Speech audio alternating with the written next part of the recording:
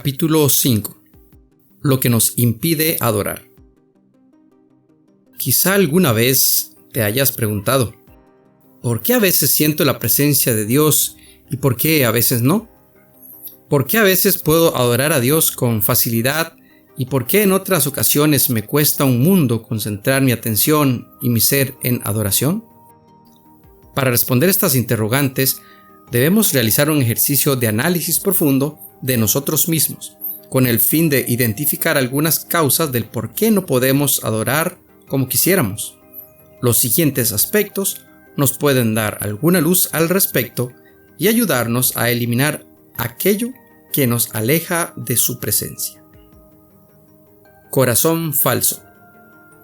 En el libro de Isaías, el Señor exhorta a su pueblo, pues aunque pareciera que le honran con palabras y le rinden culto, no son sinceros con Él, y su corazón se ha alejado de su presencia.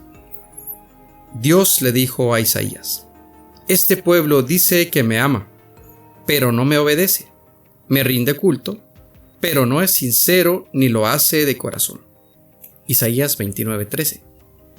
En otras palabras, lo que Jehová les está diciendo es que aunque pretenden adorarlo, lo hacen con un corazón falso.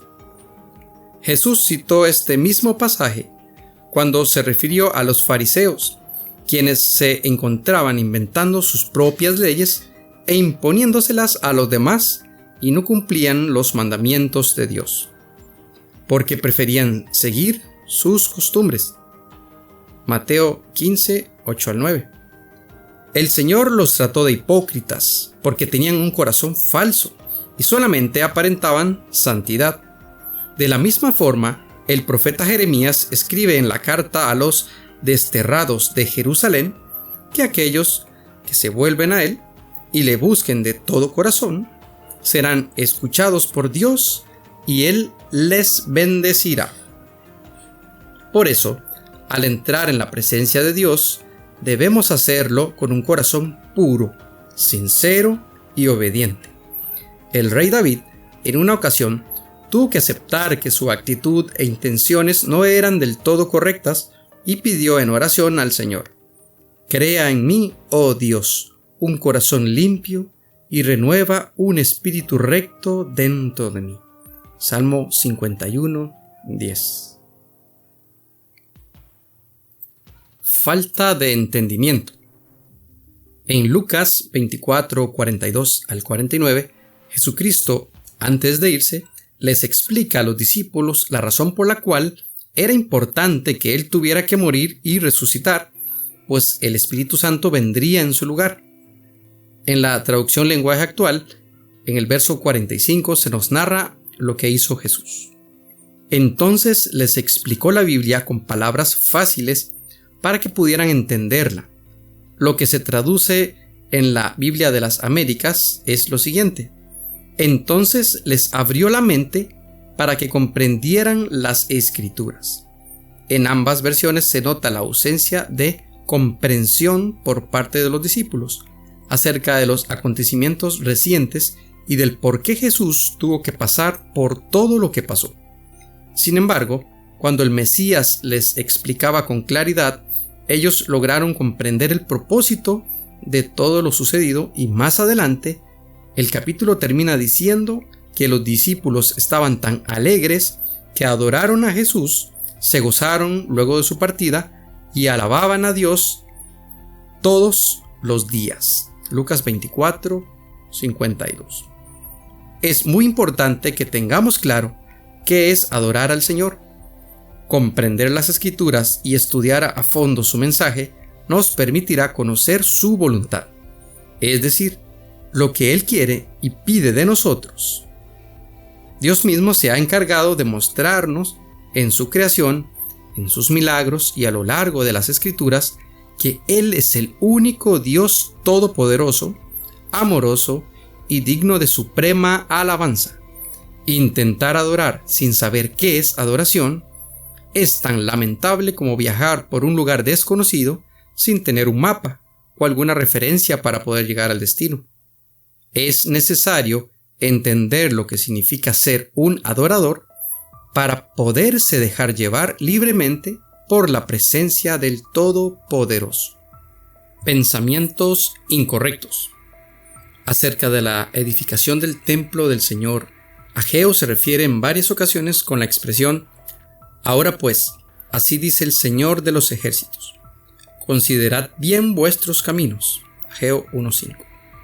En este pasaje, él se refería a dejar la vida de opulencia que llevaban mientras la casa del Señor se encontraba abandonada.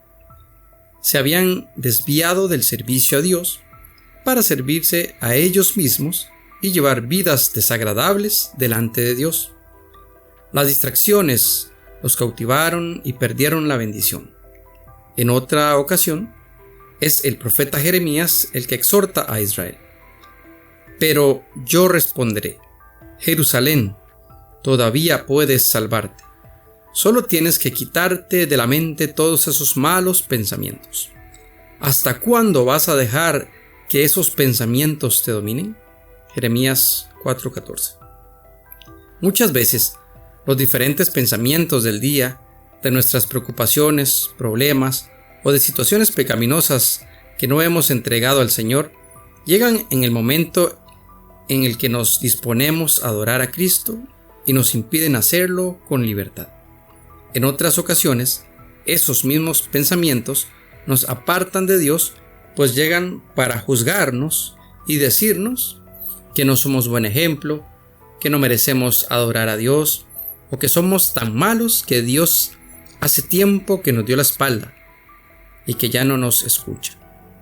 Todas esas ideas no son más que artimañas creadas por Satanás o por nuestras mentes distraídas del propósito del Señor, para que no podamos convertirnos en verdaderos adoradores, y es aquí cuando debemos detenernos, tomar una decisión y enfocarnos en los pensamientos de bien que tiene el Señor para cada uno. Dijo Dios: yo no pienso como piensan ustedes, ni actúo como ustedes actúan. Mis pensamientos y mis acciones están muy por encima de lo que ustedes piensan y hacen. Están más altos que los cielos. Les juro que así es. Isaías 55, 8-9. El principal mandamiento de la Biblia nos indica claramente que para adorar a Dios no es suficiente con intentar amarlo a medias o utilizar el razonamiento o algún estado emocional. Jesús le contestó: el primero y más importante de los mandamientos es el que dice así: escucha, pueblo de Israel, nuestro único Dios es el Dios de Israel. Ama a tu Dios con todo lo que piensas, con todo lo que eres y con todo lo que vales. Marcos 12, 29-30. El amor que pide Cristo es un amor que involucra nuestros pensamientos, lo que somos y hacemos, y también lo que tenemos. De ahí la importancia de tener pensamientos correctos. En otras palabras, toda nuestra existencia, mente, alma y espíritu debe sumirse por completo en adoración y servicio al Señor. Si hacemos esto, Él mismo irá transformando nuestra vida hasta convertirla en un verdadero instrumento de adoración. Falta de intimidad. Lectura, oración y comunión. En un grado en el que seamos más maduros espiritualmente y en el que tengamos un mayor entendimiento de la palabra y de nuestro propósito, no estamos exentos de tener problemas para adorar. Podría darse la ocasión en la que, como dice Pablo en Romanos 12:16, nos creamos sabios en nuestra propia opinión y más inteligentes que los demás, y nos olvidemos de leer la Biblia o de hablar con Dios por el simple hecho de pensar que así estamos bien. En una ocasión, sentí que ya eran muchos años los que llevaba en el cristianismo y que ya no era necesario leer más la Biblia, porque conocía muchos pasajes y comprendía el sentido general de las Sagradas Escrituras. Tampoco consideré necesario escuchar predicaciones, porque en cierta medida ya me sabía muchas de memoria y los diferentes temas cruciales ya los comprendía. Sin embargo, conforme dejaba de leer y de escuchar la palabra, crecía un vacío en mí, y comencé a olvidar versículos que antes sabía de memoria, y comencé a interpretar la Biblia de forma intelectual, ajustándola a mi conveniencia para justificar mis faltas. En ese momento, me di cuenta de que mi comunión con Dios también había decaído. Preocupado por la situación, regresé un día para conversar con el Señor y pedirle perdón por mis arrogancias. En ese lugar, tuve que suplicarle que se llevara ese vacío que yo mismo había creado y que me permitiera sentir de nuevo su presencia. Después de esa lección, donde aprendí a humillarme y depender plenamente de Él, comprendí que la relación con el Señor debe ser diaria y personal, en intimidad profunda con su presencia. Quizá hayamos escuchado miles de sermones y realizado muchas oraciones en el pasado, pero eso ya no nos funciona para el presente. El pasado y todas sus experiencias, victorias y bendiciones ya son historia. La comunión de antaño que tuvimos con el Señor ya no nos funciona para seguir manteniendo ese espíritu de adoración. Necesitamos tomar nuestra cruz cada día y seguirle, tal como le indica Lucas 9:23. No podemos seguir al Maestro si no nos hemos negado a nosotros mismos. La intimidad con el Señor nos acerca cada día más a Él. No es sino a través de la obediencia, el estudio de la palabra y el hablar diariamente con Jesús que podemos ser transformados de simples adoradores de antaño a genuinos apasionados por Cristo. Algunos equivocadamente piensan que huyendo del pecado e intentando no cometerlo, lo harán desaparecer de sus vidas. En realidad, quien nos santifica y fortalece es el Espíritu Santo. Cuanto más nos acercamos a Dios en adoración, más nos alejamos del pecado, pues nuestro deseo de agradarle aumentará a diario. Hay una enorme diferencia entre creer que estamos bien con Dios y tener una estrecha relación con Él. No hay nada como saber que estamos caminando por la senda correcta y que al Maestro le agradan nuestras alabanzas, nuestra pasión por Él y nuestro corazón agradecido. Cuando una pareja se conoce, pasan tiempo juntos y aumenta la intimidad en su relación. Mayor es el vínculo que los une y más grande es el conocimiento entre ellos y el amor crece cada día. De la misma forma, cuanto más tiempo dediquemos al Señor, mejor será nuestra relación con Él. Ausencia del Espíritu Santo. Para poder adorar, necesitamos dos ingredientes indispensables: amar a Dios, demostrándolo en obediencia, y tener al Espíritu Santo, ya que Él es quien nos enseña a adorar en espíritu y quien nos revela la verdad. Todo esto lo resume Jesús en el libro de Juan. Ustedes demostrarán que me aman si cumplen mis mandamientos, y yo le pediré a Dios el Padre que les envíe al Espíritu Santo para que siempre los ayude y siempre esté con ustedes. Él les enseñará lo que es la verdad. Los que no creen en Dios y solo se preocupan por lo que pasa en este mundo, no pueden recibir al Espíritu, porque no lo ven ni lo conocen. Pero ustedes sí lo conocen, porque está con ustedes y siempre estará en medio de ustedes. Juan 14, del 15 al 17. La traducción en lenguaje actual nos describe muy bien lo que ya Jesús le había explicado a la samaritana, que para adorar no sería necesario un templo o rendirle sacrificio al Señor, sino tener al Espíritu Santo. Dios es Espíritu, y los que lo adoran, para que lo adoren como se debe, tienen que ser guiados por el Espíritu. Se acerca el tiempo en que los que adoran a Dios, el Padre, lo harán como se debe, guiados por el Espíritu, porque así es como el Padre quiere ser adorado. Y ese tiempo ya ha llegado. Juan 4, 23 al 24. Orgullo.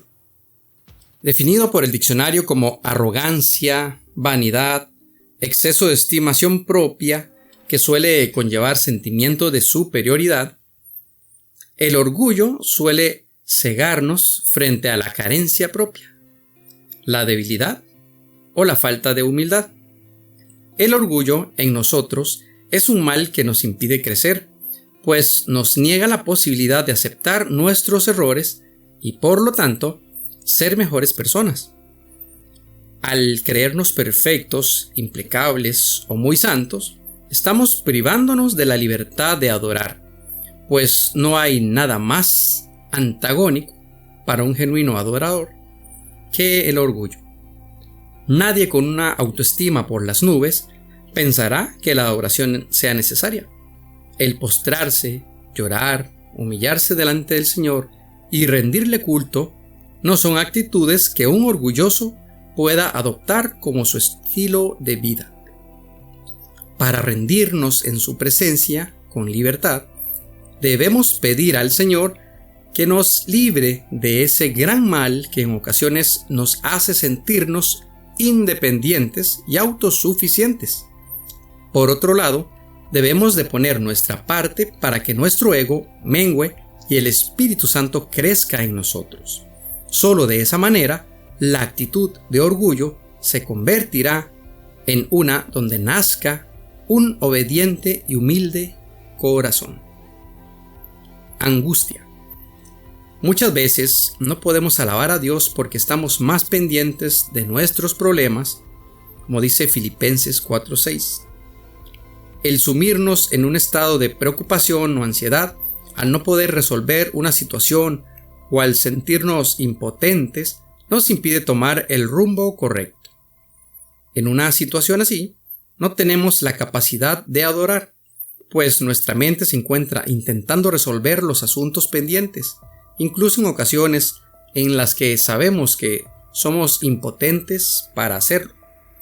Es aquí donde debemos reconocer nuestra humanidad y dejar que el Señor sea quien se haga cargo y nos dé la respuesta a tal situación.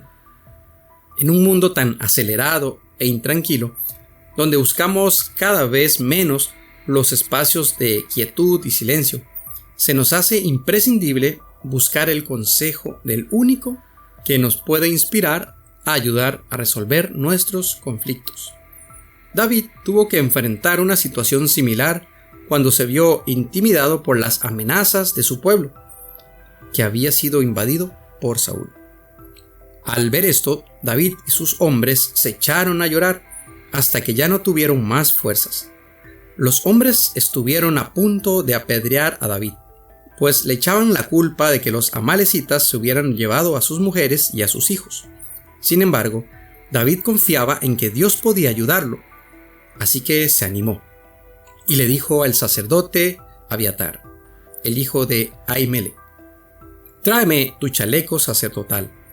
Voy a consultar con Dios qué es lo que debo hacer». Cuando Abiatar le llevó a David el chaleco sacerdotal, David consultó a Dios: ¿debo perseguir a esos bandidos?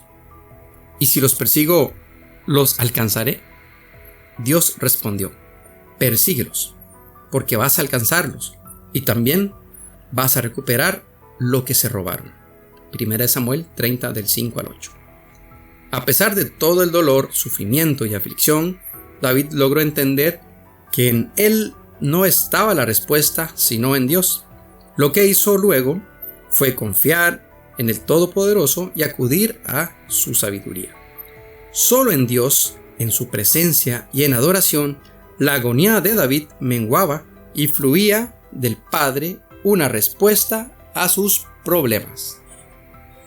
Si la angustia es un estado latente del que no podemos salir tan fácilmente, ya sea por la muerte o pérdida de un ser querido, una amputación, un accidente, un secuestro o una situación realmente seria, debemos hacer nuestras las palabras que cita Pablo en 2 de Corintios, capítulo 12, versículos 9 al 10.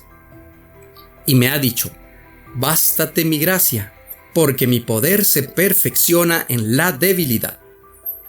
Por tanto, de buena gana me gloriaré, y más bien en mis debilidades, para que repose sobre mí el poder de Cristo. Por lo cual, por amor a Cristo, me gozo en las debilidades, en insultos, en necesidades, en persecuciones, en angustias, porque cuando soy débil, entonces soy fuerte. Personalmente he vivido situaciones difíciles en las que no he podido más que rendirme delante del Señor, doblar mis rodillas y llorar en su presencia. En esos momentos he reconocido la soberanía y poder de Dios, he aceptado su voluntad y le he pedido fuerzas para seguir adelante. Es ahí donde se evidencia nuestra debilidad y donde Dios se perfecciona y se muestra todopoderoso ante las circunstancias que nos hacen impotentes, pero que Él sí puede resolver. Ahí donde somos débiles, Él se hace fuerte. Costumbre. El ser humano se acostumbra a casi todo, al calor, al frío, a la necesidad, a la abundancia, al trabajo, al estar solo o acompañado y a muchas otras situaciones. Lamentablemente, algunas costumbres se han convertido en un mal que aqueja a las iglesias, pues muchas personas asisten rutinariamente a las reuniones, se aprenden las canciones de memoria y las cantan mecánicamente, se adaptan a un protocolo estructurado por la congregación, lo que muchas veces impide que se le brinde una genuina adoración a Dios. Una persona que intelectualiza todo ya no necesita pensar en la letra de una canción o en el sentir del Espíritu Santo en un determinado momento. Este tipo de creyentes ya saben de antemano qué van a hacer, a qué hora van a llegar al templo o regresarse a sus casas. Incluso algunos se molestan si la alabanza se extendió o si la predicación tardó más de lo esperado, porque ellos ya tienen un esquema mental. Este tipo de actitudes obstaculizan un fluir de la presencia del Señor en las vidas de las personas acostumbradas a un rol, porque ellos mismos impiden que haya algo diferente o que sus sentimientos formen parte de su culto a Dios. Aprender de memoria frases prefabricadas, versículos o canciones y repetirlas sin entendimiento ni pasión genuina no tiene ningún sentido. Esto más bien se parece a la actitud que Cristo criticó en los fariseos y maestros de la ley, cuando actuaban por costumbre y sin amor, en Marcos 3, del 1 al 5. En mi adolescencia me sucedía varias veces que no cantaba al Señor con el entendimiento, sino con la memoria. Canción tras canción, alzaba mi voz y aplaudía sin poner atención en las afirmaciones que entonaba. Frases de canciones de Marcos Witt como «Heme aquí, yo iré, Señor, llevaré tu gloria a las naciones». O «Temprano yo te buscaré, de madrugada yo me acercaré a ti». No eran más que expresiones que cantaba pero que no vivía, lo que me estaba convirtiendo en mentiroso delante de Dios. Por lo que ahora, cada vez que escucho un canto, primero estudio la letra, medito en lo que dice y luego decido si puedo afirmarlo en mi vida sin ser falso o entonarlo por costumbre. Debemos acostumbrarnos a vivir en la presencia de Dios, a que diariamente escuchemos al Señor y hablemos con Él, lo que no debe convertirse en costumbre, rutina o monotonía. Es la forma en la que nos acercamos a Él, le adoramos y le rendimos loor. Para reflexionar. Según el pasaje de Mateo 6:15, al final de la oración conocida como el Padre Nuestro, Jesús nos dice que si no perdonamos a los demás, tampoco el Padre nos perdonará. Considera que quien tenga odio o rencor hacia su hermano puede acercarse libremente a adorar a Dios. En la mente y el corazón humano pueden nacer muchas ideas, temores u obstáculos que nos impiden acercarnos a Dios en oración. Si identifica alguno de ellos en la siguiente lista, enciérrelos en un círculo y medite en la forma en la que pueda convertir esos obstáculos en posibilidades de cambio. Depresión, amargura, soledad, incredulidad, falta de sabiduría, pereza, falsa religiosidad, dolor, resentimiento. Piensa en lo siguiente. Cuando interpreta un canto, ¿siempre tiene claro el mensaje, la letra y el sentido de la canción? ¿O a veces canta o toca intelectualmente, es decir, de memoria?